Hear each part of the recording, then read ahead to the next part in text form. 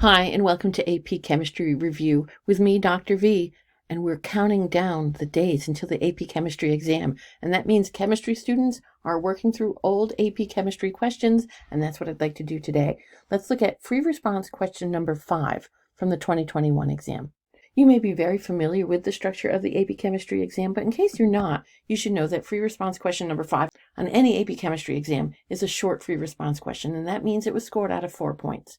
Go grab your calculator and your periodic table and your AP Chem formula sheet. I recommend that after I introduce each part of the problem, you pause the webcast and try to answer it on your own, and then listen to my explanation. And the advantage of doing that is that you can score your work as you go and get a real sense as to whether your answers are complete and accurate, and if you're giving enough information and really showing off your chemistry knowledge, which is the whole point of all of this. All right, let's jump right into the problem. Molten magnesium chloride can be decomposed into its elements if a sufficient voltage is applied using inert electrodes. The products of the reaction are liquid magnesium at the cathode and chlorine gas at the anode. A simplified representation of the cell is shown here, and the reduction half reactions related to the overall reaction in the cell are given in the table. I hope that you're looking at this and saying, this is an electrolytic cell. If you know your electrochemistry, we know that we have two kinds of electrochemical cells, voltaic cells and electrolytic cells. This is an electrolytic cell. We have a power supply in order to drive the reaction. We're also given a lot of information about what's going on in here. We know we have molten magnesium chloride. That's our sample in the container. And that means we have mobile magnesium ions and mobile chloride ions. And we heat them up and they can move all around for the reaction to occur. We're also told that magnesium is being formed at the cathode. We know that reduction occurs at the cathode, and therefore magnesium ions are grabbing 2 electrons to form magnesium atoms. The chlorine is being generated at the anode, and we know the anode is where oxidation occurs, and so we have an oxidation half reaction occurring at the anode. Chloride ions are forming chlorine gas and releasing 2 electrons. Part A of the question asks us to draw an arrow on the diagram to show the direction of electron flow through the external circuit as the cell operates.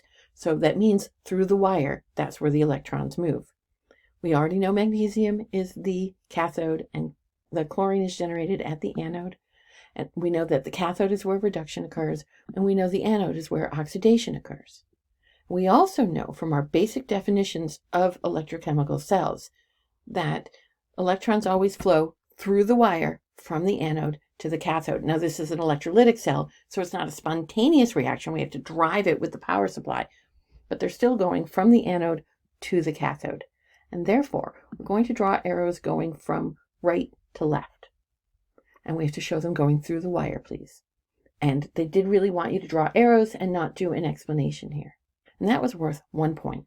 Part B asks, would an applied voltage of 2.0 volts be sufficient for the reaction to occur? Support your claim with a calculation as part of your answer. Now, this gets a little tricky because standard reduction potentials aren't always a good predictor of what's going to happen in an electrolytic cell. But the idea here is that we need a minimum voltage to be applied. Are we over that or not? So my strategy was first to write an overall balanced net ionic equation and then to calculate E cell. Probably could have skipped writing the net ionic equation, but I wanted to be thorough here. I know that the magnesium ions are undergoing reduction, and that's got a standard reduction potential of minus 2.37 volts, as we were given in the table. We know that the chloride ions are undergoing oxidation, but the half reaction that we're given in the table was, of course, a reduction half reaction. So I have to flip the equation, flip the sign of E naught, and so the oxidation potential, you could say, of the chloride ions making chlorine gas is negative 1.36 volts. I can add these two equations up, and I'm going to add up my E naught values once I've flipped the one for chlorine. I get an overall equation, magnesium ions plus 2 chloride ions make magnesium metal and chlorine gas. E cell is a negative 3.73 volts, which makes sense. This is an electrolytic cell. E cell should be negative. It's not a spontaneous reaction. But I'm only applying 2 volts. Is that enough? No way. I need more than 3.73 volts to drive this reaction. This would not be sufficient. So you got 1 point for a correct answer here. no, it would not be sufficient, and having a calculation as part of your answer. There is a third part to this question. If the current in the cell is kept at a constant 5.00 amps, how many seconds does it take to produce 2.00 grams of magnesium metal at the cathode? So there's some key information on your formula sheet that can help you to solve these problems. First, you have to know that amps times seconds gives you coulombs. It's written in a slightly different form on your formula sheet, but it is there. And also the Faraday. There are 96,485 coulombs in 1 mole of electrons. And we also know that the half reaction we're interested in is the reduction of magnesium ions to make magnesium metal. So we can put all this information together, and the key to success with this problem is really dimensional analysis. I'm going to use factor label first to solve for coulombs. That's how I like to set these problems up. So I can calculate how many coulombs do I need to produce 2.00 grams of magnesium. So I'm going to use the molar mass of magnesium and find moles of magnesium. All right, I know that there are 2 electrons involved to make each mole of magnesium, and so I'm going to use that in my factor label. And then I'm going to use the Faraday to convert that to coulombs. And I get an answer of 15,882 coulombs. I'm not going to worry about sig figs yet. I'll wait till the end of the problem to do that. Now that I've got coulombs, I know amps times seconds equals coulombs. I'm going to rearrange that equation to solve for time. Seconds, it would be coulombs divided by amps. I've got the coulombs, I've got the amps. I can substitute that in, and I get an answer of 3,180 seconds. Now I can report in terms of 3 sig figs, because I had 5.00 amps and 2.00 grams, so 3 sig figs in my final answer. And this was worth 2 points.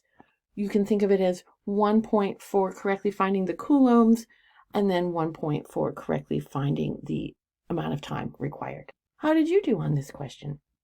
What was your score? The average score on this question in 2021 was 1.12 points out of a total of 4.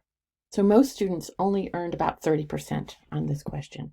If you know electrolytic cells and how they work, if you can do dimensional analysis using the Faraday, if you can solve for E cells based on the equation that's occurring, it's a pretty manageable problem overall. If you got 2 points, you're doing well. If you got 3 or 4 points, kudos to you. You should be really pleased with your performance on this question. If you found this helpful, like the video and leave a comment, and subscribe to my channel so you get all my latest updates and all my exam review tips.